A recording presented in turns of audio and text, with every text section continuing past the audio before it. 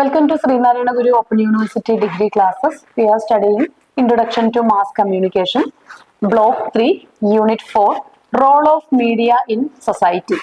നമ്മളുടെ സമൂഹത്തിലെ മീഡിയയുടെ റോള് ഇതാണ് നമ്മൾ ഈ ഒരു യൂണിറ്റിൽ പഠിക്കുന്നത്. സോ എന്താണ് മീഡിയ സമൂഹത്തിൽ ഉണ്ടാക്കുന്ന ഇമ്പാക്ട്, അതിന്റെ റോൾ എന്താണ് എന്ന് നമുക്കൊന്ന് നോക്കാം. അപ്പൊ നമ്മൾ കഴിഞ്ഞ ഏതാനും യൂണിറ്റുകൾ നമ്മൾ ഇതുമായിട്ട് ബന്ധപ്പെട്ട കുറെ കാര്യങ്ങൾ സംസാരിച്ചു വരുന്നുണ്ട്, ഡിസ്കസ് ചെയ്ത് വരുന്നുണ്ട്. അപ്പൊ അതിനെ ഒന്ന് നമുക്കൊന്ന് ഓർഗനൈസ് ചെയ്തിട്ട് ഈ ഒരു യൂണിറ്റിൽ ഒന്നുകൂടി ഡിസ്കസ് ചെയ്യാം. അപ്പോൾ മീഡിയയുടെ ഡെമോക്രസിയില് മീഡിയയുടെ ഇമ്പാക്ട് അല്ലെങ്കിൽ അതിന്റെ റോള് എന്താണെന്ന് നോക്കാം. ഒന്നാമത്തേത് ഇൻഫർമേഷൻ ഡിസമിനേഷൻ ആണ് ഒന്നാമത്തെ റോൾ എന്ന് പറയുന്നത്. അതായത് മീഡിയ ഒരു ന്യൂസിന്റെ സോഴ്സ് ആയിട്ട് പ്രവർത്തിക്കുന്നുണ്ട്. അപ്പോൾ പലപ്പോഴും പൊളിറ്റിക്കൽ ന്യൂസ് ആവട്ടെ അല്ലെങ്കിൽ മറ്റു എല്ലാ ന്യൂസുകളും നമ്മള് ജനങ്ങളെ വല്ലാതെ സ്വാധീനിക്കുന്ന ന്യൂസുകൾ. ഇപ്പൊ ഒരു ഡെമോക്രസി എന്ന് പറയുന്നത് തന്നെ ബഹുജനങ്ങളുടെ ഇടപെടലുകൾ, അതുപോലെ തന്നെ അതില് ഭൂരിപക്ഷത്തിന്റെ അഭിപ്രായം അല്ലെങ്കിൽ ഭൂരിപക്ഷം ഡിസിഷൻ മേക്കിങ്ങില് ഭൂരിപക്ഷത്തിന്റെ ഡോമിനൻസ്, ഇതാണല്ലോ ഡെമോക്രസി എന്ന് പറയുന്നത്.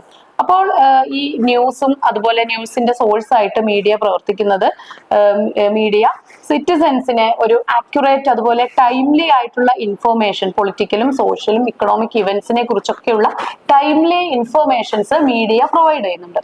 അപ്പൊ ആ രീതിയിൽ ഡെമോക്രസിയെ ബൂസ്റ്റ് ചെയ്യുന്നതിന് മീഡിയ നല്ലൊരു റോള് വഹിക്കുന്നുണ്ട്.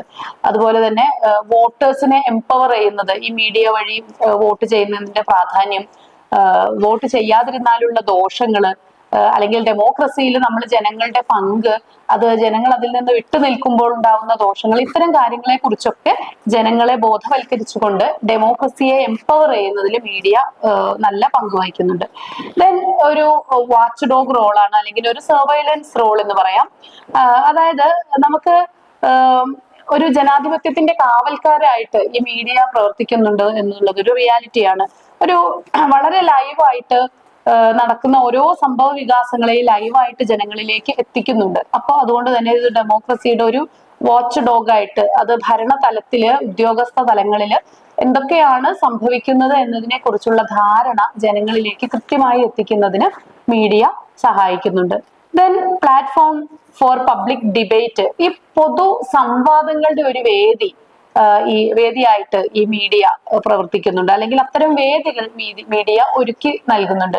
ഇപ്പൊ നമുക്കറിയാം ഈ ഇലക്ഷൻ സമയത്തൊക്കെ വളരെ സ്പെസിഫിക് ആയിട്ടുള്ള ചില ഡിബേറ്റുകൾ പല ചാനലുകളും ഓരോ ലോക്കലായിട്ടുള്ള ഏരിയകളിൽ വന്നിട്ട് അവരുടെ ഓരോ ഡിബേറ്റുകൾ, ഒരു ഓപ്പൺ ഡിബേറ്റുകൾ സംഭവിപ്പിക്കും. അപ്പൊ ഈ ഡിബേറ്റില് പൊതുജനങ്ങൾക്കൊക്കെ പങ്കെടുക്കാനും അവരുടെ അഭിപ്രായങ്ങൾ പറയാനും ഒക്കെയുള്ള അവസരങ്ങൾ ലഭിക്കുന്നുണ്ട്. അപ്പൊ അങ്ങനെ നമ്മളുടെ അഭിപ്രായം എക്സ്പ്രസ് ചെയ്യുക എന്നുള്ളത് ഡെമോക്രസിയിൽ വലിയ പ്രധാനപ്പെട്ട ഒരു കാര്യമാണ്. ഇനി ഒരു സിവിക് എൻഗേജ്മെന്റ് ഉണ്ടാകുന്നത് ഈ മീഡിയയുടെ ഇൻവോൾവ്മെന്റ് കൊണ്ട് ആണ്. ദെൻ മറ്റൊന്ന് എഡ്യൂക്കേറ്റിംഗ് സിറ്റിസൺസ്, ജനങ്ങളെ, പൗരന്മാരെ എഡ്യൂക്കേറ്റ് ചെയ്യുന്നതിൽ മീഡിയയ്ക്ക് വലിയ പങ്കുണ്ട്. അത് ഒരു ജനങ്ങളിൽ ഒരു അവയർനെസ് ഉണ്ടാക്കിയെടുക്കുന്നുണ്ട്. ഒരു കോംപ്ലക്സ് ഇഷ്യൂസ് ആയിട്ടുള്ള ഒരു ക്ലൈമറ്റ് ചേഞ്ച്, അതുപോലെ പബ്ലിക് ഹെൽത്ത്, നമ്മുടെ പോളിസി അല്ലെങ്കിൽ പോളിസികളൊക്കെ ഡിസൈഡ് ചെയ്യുന്നത്, ഇങ്ങനെയുള്ള കാര്യങ്ങളൊക്കെ വളരെ ഗഹനമായിട്ടുള്ള കാര്യങ്ങൾ നടക്കുന്നുണ്ട്. പക്ഷെ പൊതുജനങ്ങൾക്ക്, സാധാരണക്കാരായ ജനങ്ങൾക്ക് ഇതിനെ കുറിച്ചൊന്നും അവയർനെസ് ഇല്ലാതെ പോകും. പക്ഷെ ഇതൊക്കെ സംഭവിക്കുന്നുണ്ട്, നമ്മളുടെ കോണ്ടംപററി വേൾഡില് ഇതൊക്കെ സംഭവിക്കുന്നുണ്ടെന്നും ഇതിനെതിരെയൊക്കെ നമ്മൾ ശബ്ദം ഉയർത്തേണ്ടതാണെന്നും, അല്ലെങ്കിൽ ഇതിൽ എന്താണ് ഒരു വ്യക്തിയുടെ പങ്ക് എന്നും ഈ മീഡിയ നമ്മളെ നിരന്തരം ഓർമ്മിപ്പിച്ചുകൊണ്ടിരിക്കുന്നുണ്ട്. ദെൻ അജണ്ട സെറ്റിംഗ് ആണ് മറ്റൊന്ന്. മീഡിയയുടെ വളരെ പ്രധാനമായിട്ടുള്ള ഒരു കാര്യമാണ് ഈ പബ്ലിക് ഒപ്പീനിയൻ സെറ്റ് ചെയ്യുക, അതുപോലെ അജണ്ട സെറ്റ് ചെയ്യുക എന്നുള്ളത്. മീഡിയയുടെ ഇൻഫ്ലുവൻസ് നമുക്ക് പല ഇഷ്യൂസിലും നമ്മളുടെ പ്രയോറിറ്റി നിശ്ചയിക്കുന്നത് ഈ മീഡിയയുടെ ഇൻഫ്ലുവൻസ് പോലെയാണ് ഇരിക്കുന്നത്.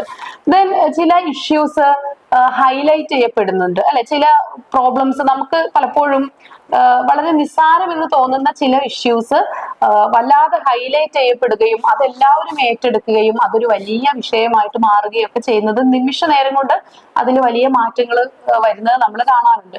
എന്നാൽ അതുപോലെ തന്നെ ചില പ്രശ്നങ്ങള് അധികം ചർച്ച ചെയ്യപ്പെടാതെ പോകുന്നതും നമ്മൾ കാണാറുണ്ട്. സോ ഈ ഒരു ചില ഇഷ്യൂസിനെ മാത്രം ഹൈലൈറ്റ് ചെയ്യപ്പെടുന്നു, ചില ഇഷ്യൂസ് മാത്രം ഹൈലൈറ്റ് ചെയ്യപ്പെടുന്നു എന്നുള്ളത് ഇതിലൊരു വലിയ പ്രത്യേകതയായിട്ട് നമുക്ക് പറയാം. Then mediator between government and citizen, ജനങ്ങൾക്കും ഗവൺമെന്റിനും ഇടയിലുള്ള ഒരു മീഡിയേറ്റർ ആയിട്ട് മീഡിയ പ്രവർത്തിക്കുന്നുണ്ട്.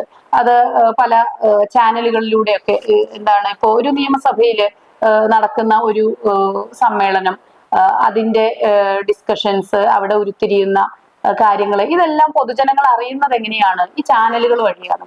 സോ അതുകൊണ്ട് ജനങ്ങൾക്കും ഗവൺമെന്റിനും ഇടയിലുള്ള ഒരു മീഡിയേറ്റർ ആയിട്ട് മീഡിയ പ്രവർത്തിക്കുന്നുണ്ട്.